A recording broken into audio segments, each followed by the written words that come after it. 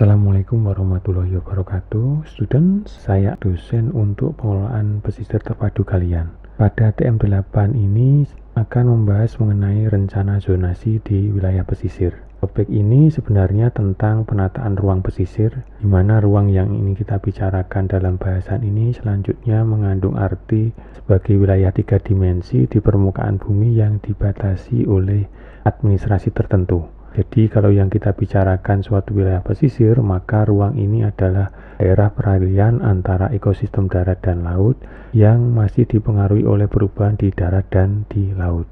Tentu saja dalam kenyataannya nanti, ruang pesisir ini berdasarkan batas administrasi. Sebelum sampai ke sana, perlu juga kita sepakati bersama tentang konsep tata ruang. Dalam konsep tata ruang adalah menentukan arah penggunaan ruang atau dapat dikatakan sebagai pengalokasian ruang untuk suatu peruntukan. Kemudian zonasi adalah suatu bentuk rekayasa teknik pemanfaatan ruang melalui penetapan batas-batas fungsional sesuai dengan potensi sumber daya dan daya dukung serta proses-proses ekologis yang berlangsung sebagai suatu kesatuan dalam ekosistem pesisir. Dalam prakteknya nanti, zona adalah ruang yang penggunaannya disepakati bersama antara berbagai pemangku kepentingan dan telah ditetapkan status hukumnya.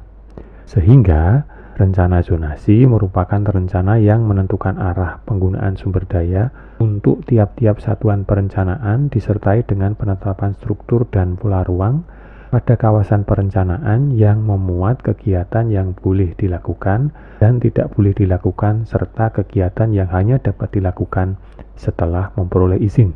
Kemudian dalam konteks pembicaraan kita ini, rencana zonasi adalah kegiatan pengelolaan wilayah pesisir dan pulau-pulau kecil yang meliputi pengordinasian, perencanaan, pemanfaatan, pengawasan, dan pengendalian sumber daya pesisir dan pulau-pulau kecil yang dilakukan oleh pemerintah dan pemerintah daerah, antar sektor, antar ekosistem darat dan laut, serta antara ilmu pengetahuan dan manajemen untuk meningkatkan kesejahteraan rakyat. Nah, apakah ini bisa dipahami?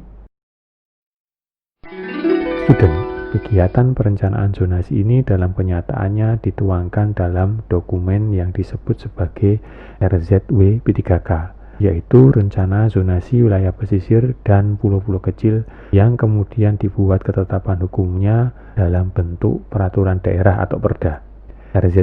RZW P3K ini sekarang menjadi kewenangan provinsi untuk melakukannya, yaitu dalam rentang 12 mil laut. 12 mil laut ini diukur dari garis pantai ke arah laut lepas dan atau ke arah perairan kepulauan. Apabila wilayah laut antara dua provinsi kurang dari 24 mil laut, kewenangan untuk mengelola sumber daya alam di laut tersebut dibagi sama jarak atau diukur sesuai dengan prinsip garis tengah dari wilayah antara kedua provinsi tersebut. Demikian amanat dari Undang-Undang Nomor 23 Tahun 2014. Apakah ini bisa dimengerti? Nah, kemudian secara hierarkis RZW P3K ini disusun mengacu pada dokumen RSW P3K atau Rencana Strategis Wilayah Pesisir dan Pulau-Pulau Kecil. Jadi atas dasar dokumen inilah RZW P3K itu disusun. Tanpa dokumen RSW P3K, RZW P3K belum boleh disusun. Kemudian RZW P3K ini usulannya dapat dilakukan oleh pemerintah daerah, masyarakat, ataupun dari dunia usaha. Namun di dalam mekanisme penyusunannya RZW P3K ini, pemerintah daerah dalam hal ini provinsi memang harus melibatkan masyarakat. Secara teknis, RZW P3K ini disusun mengikuti Peraturan Menteri KP Nomor 23 Tahun 2016 tentang Perencanaan Pengelolaan Wilayah Pesisir dan Pulau-Pulau Kecil. Ini menjadi acuan utama dalam penyusunan dokumen RZW P3K. Kemudian di dalam RZW P3K, salah satu pengalokasian ruang ialah sebagai kawasan konservasi. Di samping ada juga kawasan pemanfaatan umum, kawasan strategis nasional, dan juga alur laut. Nah, perlu diketahui bahwa pembagian zona ini pada tiap daerah bisa berbeda-beda.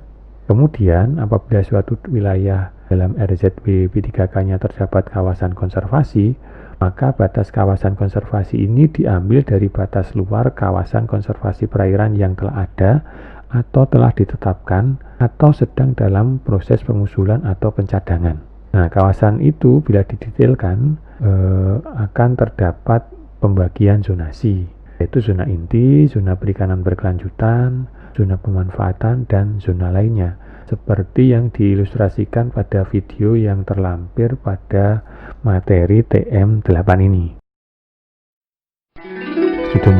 Perlu juga diketahui bahwa RZW P3K ini terkait banyak segi dalam prakteknya, jadi perlu adanya koordinasi. Menurut Peraturan Presiden Republik Indonesia Nomor 73 Tahun 2015 tentang pelaksanaan koordinasi pengelolaan wilayah pesisir dan pulau-pulau kecil tingkat nasional, maka pelaksanaan koordinasi ini merupakan proses harmonisasi dan upaya sinkronisasi serta sinergi pelaksanaan pengelolaan wilayah pesisir dan pulau-pulau kecil. Utamanya jika ada zonasi di dalam RZW P3K itu yang menyangkut wilayah lintas provinsi atau ada wilayah strategis nasional tertentu. Nah, poin terakhir yang ingin saya sampaikan di TM8 ini adalah hubungan RT/RW dengan RZW P3K, di mana keduanya saling terkait. Untuk memahami hubungan antara RT/RW atau rencana tata ruang wilayah dengan RZW P3K ini, perlu melihat kembali Undang-Undang Nomor 26 Tahun 2007 tentang tata ruang dan Undang-Undang Nomor 27 Tahun 2007 serta revisinya di Undang-Undang Nomor 1 Tahun 2014. Memang RT/RW ini lebih ke tata ruang darat, sementara RZW P3K jelas lebih ke tata ruang wilayah pesisir dan pulau-pulau kecil.